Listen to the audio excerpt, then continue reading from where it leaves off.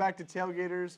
UFC 235 went down this past Saturday at T-Mobile Arena in Las Vegas, and it offered up some really exciting fights. Yeah, that's right, Ben. And one of the fighters involved, former Mizzou wrestler Ben Askren, who made his long-awaited UFC debut against former welterweight champion Robbie Lawler. Askren was nearly finished by Lawler, but managed to somehow come back and win the fight by bulldog choke. So, Ben, what were your thoughts on this fight?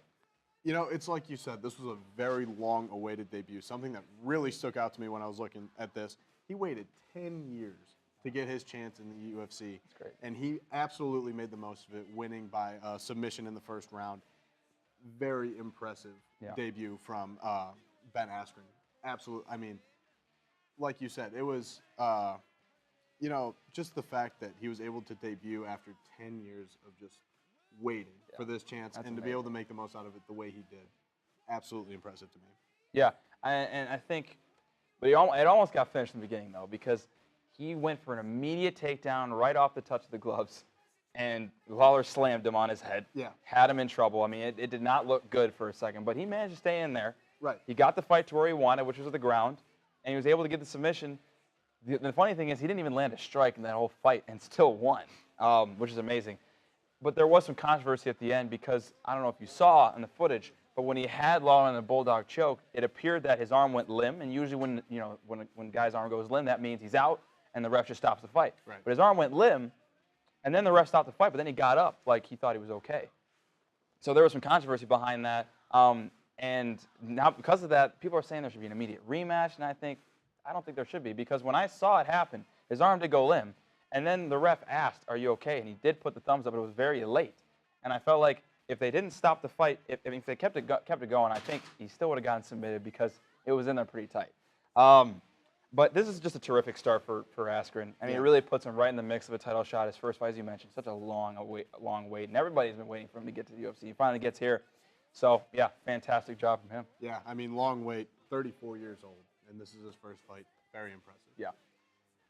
In the co-main event, another former Mizzou wrestler fought on Saturday, but this time the outcome didn't go as planned. No. Tyron Woodley was hoping to defend his UFC welterweight belt for the 5th time against Kamaru Usman. The Nigerian Nightmare had other ideas.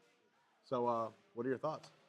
So, yeah, this fight really surprised me. And honestly, as a Mizzou fan, it was hard to watch because Usman really controlled the fight from start to finish. I mean, when you look at the stats, he outlanded Woodley in significant strides, 336-60. Wasn't even remotely close. And he beat Woodley really the only way he could have, which is he was constantly smothering Woodley, backing him up against the fence, made him uncomfortable, really gave Woodley no room to create offense. And as a fighter, when you're backing up like that, constantly on the cage, it's hard to strike when you're moving backwards. Right. So he did a really good job of that. And he out-wrestled Woodley, which rarely ever happens. And Tyron Woodley is just a physical specimen. The fact that Usman was able to ragdoll him the way he did was just very impressive, very surprising. And Usman's really made major strides since he won the Ultimate Fighter. And, you know, because when he came into the UFC, he was only a wrestler. And he really had no striking at all. But since that time, he's become much better on the feet, and he really held his own against Tyron Woodley. Yeah, I mean, I think what stood out for me, like you already mentioned, is the fact that he was able to keep Woodley pressed up against the fence for as long as he did.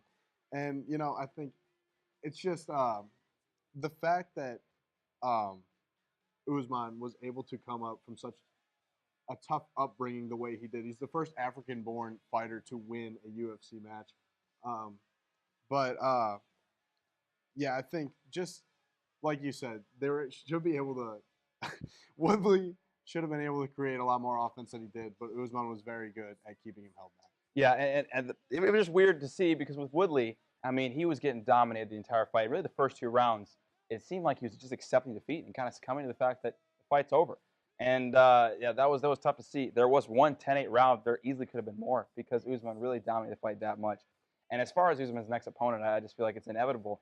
There really shouldn't be a rematch against Woodley because he dominated him. So I think the guy next in line should be Colby Covington, and there's already been some heart between the two. Colby showed up to the fight and was really trying to put on a show.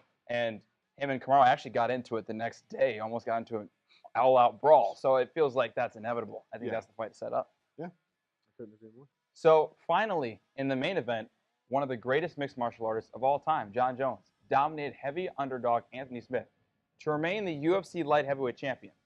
So Ben, what did you think about this fight? I thought John Jones had a great showing last weekend. I mean, he continues to prove why he's one of the best to ever do it.